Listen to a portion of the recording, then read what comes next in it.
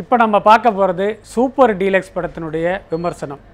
2011ஆம் ஆண்டு வெளியான ஆரண்ய காண்டம் ஒரு சாரரால் மிகப்பெரிய அளவில் கொண்டாடப்பட்டது. அந்த படத்தின் இயக்குனர் தியாகராஜன் குமாரராஜாவுடைய இரண்டாவது படம் தான் சூப்பர் டீலக்ஸ். சூப்பர் டீலக்ஸ் படத்தில் 2 கதைகள், 2 கிளை கதைகள். ஒரு கதையில் ஃபஹத் ஃபாசில், சமந்தா கணவன் மனைவி. கணவன் வீட்டில் இல்லாத நேரத்தில் தன்னுடைய முன்னாள் காதலனை வீட்டுக்கு அழைக்கிறார் சமந்தா. வந்த இடத்தில் செத்து போகிறான் காதலன். விஷயம் ஃபஹத் ஃபாசிலுக்கு தெரிய வருகிறது. 2 பேரும் சேர்ந்து அந்த டெட் பாடியை எப்படி டிஸ்போஸ் பண்ணுறது அப்படிங்கிற முயற்சியில் இறங்குறாங்க. அதனால் ஏற்படுற சிக்கல் ஒரு கதை. வீட்டை விட்டு ஓடிப்போன விஜய் சேதுபதி 8 வருஷம் கழித்து திரும்பி வர்றாரு. அவரை வரவேற்க ஒட்டுமொத்த குடும்பமும் காத்துக்கிட்டு இருக்கு. ஆனால் மாணிக்கமாக வீட்டை விட்டு போன விஜய் சேதுபதி ஷில்பா அப்படிங்கிற திருநங்கையாக திரும்பி வர்றாரு. அதனால் அந்த குடும்பத்தில் ஏற்படுற சிக்கல்கள் இன்னொரு கதை. ரம்யா கிருஷ்ணன் மிஸ்கின் தம்பதியின் மகனான விடலை பையன் தன் நண்பர்களுடன் ஆபாச படம் பார்க்கிறான். அந்த ஆபாச படத்தில் தன் அம்மா இருப்பதை பார்த்து அதிர்ச்சி அடைகிறான்.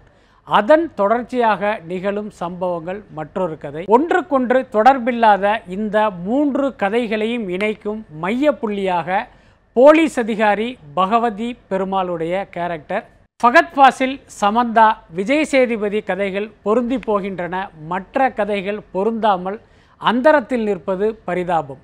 முன்னணி நடிகரான விஜய் சேதுபதி ஷில்பா என்ற திருநங்கையாக நடித்ததற்காகவே அவரை பாராட்டலாம். திருநங்கைகளின் உணர்வுகளையும் வலியையும் பிரமாதமாக வெளிப்படுத்தி இருக்கும் விஜய் சேதுபதி அவர்களின் உடல் மொழியை தன் நடிப்பில் கொண்டு வர தவறிவிட்டார். திருநங்கைக்கான உடல் மொழி இல்லாததினால் விஜய் சேதுபதி ஏதோ மாறுவேஷம் போட்டது போல் தோன்றுகிறது.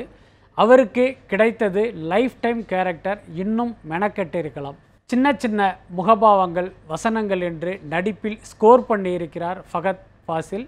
அதே நேரம் படம் நடுக்க ஆபாச வசனம் பேசி அருவருப்பான உணர்வையும் உண்டாக்கியிருக்கிறார். விஜய் சேதுபதியின் மனைவியாக நடித்திருக்கும் காயத்ரிக்கு அதிக வசனம் இல்லை. ஆனால் பார்வையாலேயே ஒட்டுமொத்த உணர்ச்சிகளையும் கொட்டி நடித்திருக்கிறார் காயத்ரி.